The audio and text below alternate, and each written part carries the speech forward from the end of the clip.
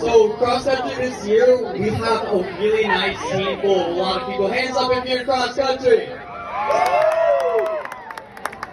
Cross country takes a lot of dedication. We're running 3, 4, 5, 6, 7 miles every day. It's such a dedication from everyone on the team, and we're lucky to have such a nice team that's giving a full effort every day. Alright, so I'm going to go ahead and talk about the girls team. We tied for first at the Clinton Invitational. We also won the Carlinville Invitational, and we had 6 runners in the top 10.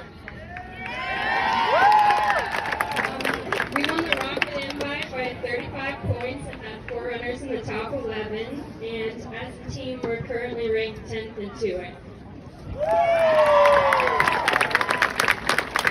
And if you guys would like to come out and support next weekend, we're at Lincoln Park in Springfield. Go Rockets!